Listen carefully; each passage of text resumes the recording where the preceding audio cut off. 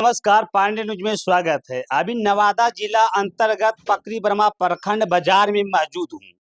हमारे साथ कमलेश सिंह हैं, जो भारतीय जनता पार्टी के दल की पार्टी हैं। सोशल मीडिया पर बात को रखूंगा कि ताकि हमारे पकरी बर्मा प्रखंड में स्टेशन जो जमुई की रास्ता बनने जा रही है उस माध्यम से जिस प्रकार से हमारे पकरी बर्मा प्रखंड में डिग्री कॉलेज होना चाहिए। कांग्रेस के पार्टी रह चुके हैं और बाकी इनका पहले तो मेरे चैनल में स्वागत है। कैसे?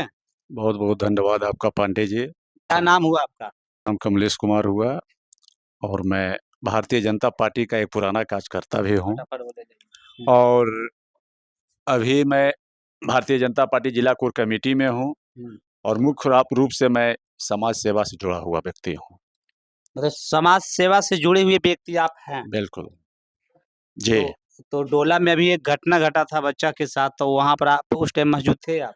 हाँ, हम जिस दिन घटना हुई उस दिन हम नहीं थे, बाहर में थे, लेकिन उसके बाद हमें जानकारी मिली तो हम आए और परसों देखिए एमपी साहब को, हम चूँकि दिल्ली में थे, पार्लियामेंट चल रही थी, एमपी साहब दिल्ली में थे। 13 तारीख को पार्लियामेंट खत्म हुआ, हमने एमपी साहब को दिल्ली में बोला कि ऐसी-ऐसी घटना घट गई है।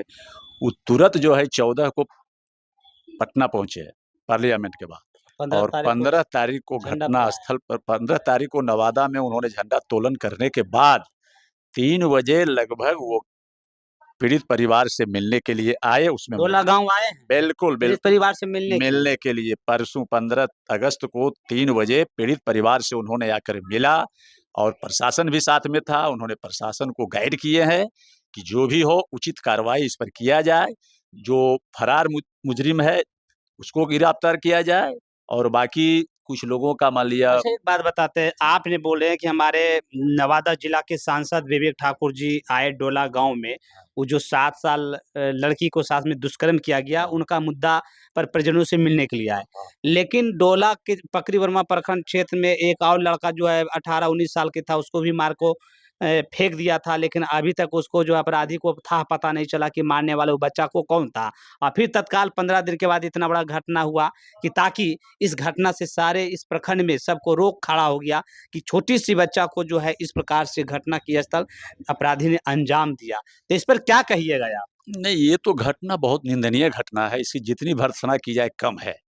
बहुत निंदनीय घटना है। एमपी साहब को भी जब ये बात की जानकारी हुई कि ऐसी घटना घट गई है तो बहुत मर्माहत हुए और इसी की आलोक में वो तुरंत जो है दिल्ली से पटना आए और पटना से आने के बाद आप सोचिए कि 15 तारीख को झंडोत्तोलन किए हैं 12 बजे और उसके बाद वो एकाएक पहुंचे यहाँ कि नहीं, हम जाकर के वो पीड़ित बच्ची के परिवार से मिलेंगे और मिल करके जो उचित होगा हमारे तरफ से, जहां तक होगा कानूनी कार्रवाई होगी या कुछ सहयोग की बात होगी, कंपनसेशन की बात होगी। उन्होंने प्रशासन से भी मुआवजे की बात बोला है।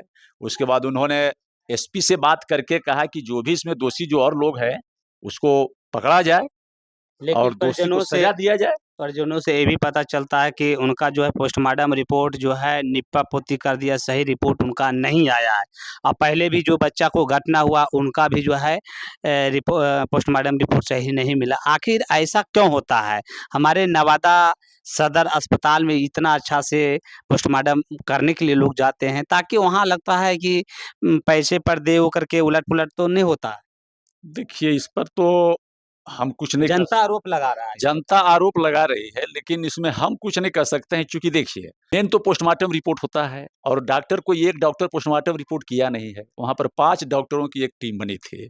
जैसा कि थाना प्रभारी पकरी बरामा के द्वारा सूचना मिला, वो भी साथ में थे, एमपी साहब के निकट आए हुए थे। एमपी साहब ने उनसे पूछा कि क्यों ऐसा हुआ? क्योंकि परिजनों का आरोप था कि सर बच्ची के साथ दुष्कर्म हुआ है, लेकिन पोस्टमार्टम रिपोर्ट में दुष्कर्म की पुष्टि नहीं की गई है। तो इस पर उन्होंने एसएचओ जो पकरी बरामा के थे रंजन चौधरी, उनसे उन्होंने बात किया कि क्यों ऐसा हुआ है भाई? तो एसएचओ साहब ने जो जानकारी दिया कि नहीं सर, उसमें डॉक्टर की जो है 5 सदस्यीय टीम का गठन किया गया था और उसी के द्वारा जो है पोस्टमार्टम रिपोर्ट किया गया है। तब ये तो पोस्टमार्टम रिपोर्ट जब आ गया तो प्रशासन या कोर्ट तो पोस्टमार्टम रिपोर्ट को ही मानेगा। ठीक है, हम और आप कह रहे हैं कि नहीं, गलत किया गया है, पोस्टमार्टम रिपोर्ट में कुछ छेड़छाड़ किया गया है। तो इसके लिए भी एमपी साहब ने बोले हैं कि हम दोबारा इस पर बात करेंगे और नहीं ऐसा होगा तो फिर से एक बार उस पर रिव्यू किया जाएगा कि क्यों ऐसा किया गया है। हमारे सांसद जी वो परिजनों से डोला गांव में आके मिले, परिजनों से तो मिलने के बाद क्या लाभ मिला है? परिजनों के कुछ सहायता वायता मिला? उन्होंने कहा है कि इस तरह का केस में कुछ प्रावधान है मिलने का सरकार की तरफ से, तो इस पर कार्रवाई के लिए उन्होंने आश्वासन दिया है कि हम जिला प्रशासन से बात करके और जो भी प्रावधान होगा प्रावधान के तहत इसको कंपनसेशन मिला जाएगा। मैंने 15 दिन पहले जो है श्रवण कुशवाहा नवादा से चल कर के आए और परिजनों को घर में लोगों को तबीयत खराब था, तो इस बात को सुन कर के जो है परिजनों को आर्थिक पैसे भी कुछ हेल्प किए, 10-12 हज़ार जो भी। और बताइए इस प्रकार से जो भी नेता मंत्री जाते हैं तो खाली चेहरा जो है फ़ोटो खिंचाने के लिए जाते हैं। लेकिन ऐसा नहीं होता है कि परिजनों से मिलने के बाद आर्थिक मजबूती उनका नहीं है, तो कुछ पैसे दे कर के आर्थिक कमजोरी है, तो कुछ पैसे दे कर के उनको आर्थिक मजबूती कर दिया जाए तो अच्छा नहीं रहे सर। नहीं, नहीं, ये तो ठीक है, आपका कहना सही है। तो ये तो मान लिया हम इसके लिए एमपी साहब को कह नहीं सकते हैं कि आप इनको आर्थिक रूप से आप अपने स्तर से दीजिए। सरकारी प्रशासन के दृष्टिकोण से जो भी प्रावधान है मिलने का, उस प्रावधान में वो मदद करेंगे बढ़-चढ़ करके और नहीं, प्रयास। और नेता की बात करते हैं, जैसे कि हमारे वारिसलीगंज के विधायक जो हैं अशोक महतो की पत्नी अनीता देवी, वो भी परिजनों से मिलने के लिए आए, तो अभी तक 1 रुपया वो सहायता नहीं कर पाए। नहीं, नहीं किया है, अभी तो हमको भी जानकारी मिला है। और हमारे पूर्व विधायक जो थे अरुणा देवी भी पहुँचे, तो वो भी जो है वो पैसे नहीं कुछ दिन आर्थिक मदद हुआ है, तो जानकारी हमको है। लेकिन इस होना तो नहीं चाहिए। अरे, नेता लोग का है, मान लिया अगर 10-5 हज़ार रुपया दे भी देंगे, तो ऐसा थोड़ी बात है कि कोई दिक्कत वाली बात क्या है। कमी है?